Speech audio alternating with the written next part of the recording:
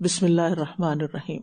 یقیناً اللہ نے اس عورت کی بات سن لی جو آپ سے اپنے شوہر کے بارے میں جھگڑ رہی تھی اور اللہ سے شکایت کر رہی تھی، اور اللہ تم دونوں کی گفتگو سن رہا تھا۔ بے شک اللہ خوب سننے والا، خوب دیکھنے والا ہے۔ اس واقعے کا پس منظر کچھ یوں ہے کہ ایک انصاری اوس بن صامت اور ان کی بیوی خولہ بنت ثعلبہ میں کچھ لڑائی جھگڑا ہو گیا، تو اوس بن صامت نے غصے میں آ کر یہی اظہار کے الفاظ ادا کر دیے جس کا مطلب ابدی طلاق ہے۔ بعد میں دونوں کو ندامت ہوئی، پچھتاوا ہوا، چونکہ اولاد بھی تھی، بچے چھوٹے تھے، تو اس لیے خولہ بنت ثعلبہ رسول اللہ صلی اللہ علیہ وسلم کے پاس حاضر ہوئی اور اس کا حکم پوچھا۔ بات یہ ہے کہ رشتہ ازدواج جو ہے جتنا اہم ہے، جتنا خوبصورت ہے، اتنا ہی نازک بھی ہے، کیونکہ بعض اوقات اس بنا پر کہ ہم دونوں میں کمپیٹیبلٹی نہیں، ہم دونوں کی سوچ ایک جیسی نہیں، ہم دونوں کے مزاج ایک جیسے نہیں، اس لیے ہم ایک دوسرے کو برداشت نہیں کر سکتے اور پھر درگزر سے کام نہیں لیا جاتا، تو عموماً پھر ساتھ چلنا مشکل ہو جاتا ہے۔ لیکن اصل بات یہ ہے کہ انسان اگر یہ یاد رکھے کہ ایک ماں باپ سے پیدا ہونے والے دو بہن بھائی بھی ایک جیسے نہیں ہوتے، کیا ان کے درمیان کمپیٹیبلٹی ہوتی؟ حتیٰ کہ ٹوئنز میں بھی بعض اوقات نہیں ہوتی۔ تو اگر آپ اس کے پیچھے چلیں گے کہ کمپیٹیبل ہوگا کوئی تو پھر ہی میں گزارا کروں گی، نہیں ہے تو پھر میں خدا حافظ کر دوں گی، تو یہ طریقہ درست نہیں ہے۔ تو زندگی میں کسی کے ساتھ بھی جو ریلیشن شپ ہے وہ اسی وقت خوبصورت ہو سکتا ہے جب اس میں درگزر کا معاملہ ہو اور خلاف مزاج باتیں برداشت کرنے کا، اور ایک دوسرے کی اچھائیوں پر نظر رکھنے کا اور کمزوریوں پر درگزر کرنے کا، اور جب باہمی تعاون ہو، ایک دوسرے سے خلوص ہو، چاہت ہو، درگزر ہو، تحمل مزاجی ہو، تو پھر زندگی خوبصورت ہو جاتی۔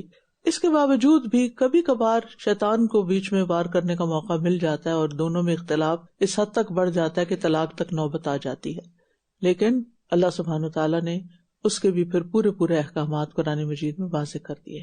تو عربوں کے ہاں زہار بھی طلاق ابدی کی ایک قسم تھی۔ تو اب آپ دیکھیے کہ یہ ایمان والی خواتین کتنی عظیم تھی کہ کھڑی رسول اللہ صلی اللہ علیہ وسلم کے سامنے ہے، لیکن پھر بھی شکایت اللہ سے کر رہی ہیں۔ قد سمع اللہ قول التی تجادلک فی زوجہا وتشتکی الی اللہ۔ تو ہمیشہ انسان کو اپنے غم، دکھ، تکلیف کی فریاد اللہ سے کرنی چاہیے۔ بندوں سے مشورہ کر سکتا ہے انسان، قریبی انسانوں سے انسان اپنے دل کی بات کر سکتا ہے، لیکن اصل سکون انسان کو اللہ سے ہی بات کر کے ملتا ہے۔ تم میں سے وہ لوگ جو اپنی بیویوں سے زہار کر لیتے ہیں وہ ان کی مائیں نہیں ہیں، ان کی مائیں تو وہی ہیں جنہوں نے ان کو جنم دیا، اور بلا شبہ وہ ایک ناپسندیدہ اور جھوٹی بات کہتے ہیں۔ بے شک اللہ یقیناً بہت معاف کرنے والا، بہت بخشنے والا ہے۔ زہار ہوتا ہے کہ شوہر اپنی بیوی کو کہے انتی علیہ کا ظاہری امی، یعنی تو مجھ پر میری ماں کی پیٹھ کی طرح ہے، یعنی میرے لیے حرام ہے جیسے ماں کی پیٹھ حرام ہے۔ تو اللہ سبحانہ تعالیٰ نے بتا دیا کہ کسی کا بیوی کو ماں کہنا جو ہے اس کو ماں نہیں بنا دیتا، بلکہ ماں ماں ہوتی ہے اور بیوی بیوی ہوتی ہے۔ تو بہرحال اللہ سبحانہ تعالیٰ نے اس چیز کو منکر کہا، جھوٹ بات کہا، لیکن ساتھ ہی معاف بھی فرمایا۔ وَإِنَّ اللَّهَ لَعَفُوٌّ غَفُورٌ، اور زہار کو حرام قرار دیا گیا۔ اور اس میں آپ دیکھیے کہ جو بات خلاف حقیقت ہوتی ہے وہی جھوٹ کہلاتی ہے۔ بیوی کو کوئی ماں کہتا ہے تو یہ خلاف حقیقت بات ہے، لہٰذا اس کو منکر من القول وزورا کہا گیا۔ اور ہمارے دین میں غلط باتیں کرنا، غلط بیانی کرنا، کسی کی طرف غلط بات منسوب کر دینا، یہ ناپسندیدہ ہے۔ اور وہ لوگ جو اپنی بیویوں سے زہار کرتے ہیں، پھر جو انہوں نے کہا اس سے رجوع کر لیتے ہیں، تو ایک گردن آزاد کرنا ہے اس سے قبل کہ وہ ایک دوسرے کو ہاتھ لگائیں۔ یہ وہ بات ہے جس کی تمہیں نصیحت کی جاتی ہے، اور جو عمل تم کرتے ہو اللہ اس سے خوب باخبر ہے۔ پھر جو کوئی غلام نہ پائے تو 2 ماہ کے مسلسل روزے رکھنا ہے اس سے پہلے کہ وہ دونوں ایک دوسرے کو ہاتھ لگائیں۔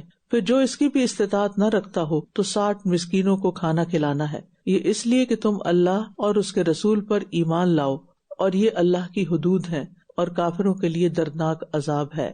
یعنی کفارہ اس کے لیے ہے جو رجوع کرنا چاہے، اور جو نہ کرنا چاہے وہ پھر طلاق دے دے پراپر طریقے سے جیسے طلاق دی جاتی۔ تو کفارہ ادا کرنے سے پہلے بیوی جو ہے وہ مرد پر حلال نہیں ہوگی، یہ یاد رکھا جائے جس کفارے کا یہاں ذکر کیا گیا ہے۔ اور اللہ کی حدود کے مطابق فیصلہ نہ کرنا یہ کفر کا باعث ہوتا ہے. وَتِلْكَ حُدُودُ اللَّهِ وَلِلْكَافِرِينَ عَذَابٌ أَلِيمٌ. یا کس کو کافر کہا گیا؟ جو حدود اللہ کا خیال نہ کریں. اور اللہ کے احکام کی پابندی کرنا اور ان پر عمل کرنا ہی دراصل ایمان ہے. اور پھر آپ دیکھیے کہ اللہ سبحانہ تعالیٰ نے ہمیں ایسے قوانین دیے ہیں، ایسے طریقے بتائے ہیں زندگی گزارنے کے، کہ جس سے ایک طرف ہمارا اللہ تعالیٰ سے تعلق مضبوط ہوتا ہے اور دوسری طرف ہمارا گھر اور خاندان کے ساتھ بھی تعلق مضبوط ہو جاتا ہے.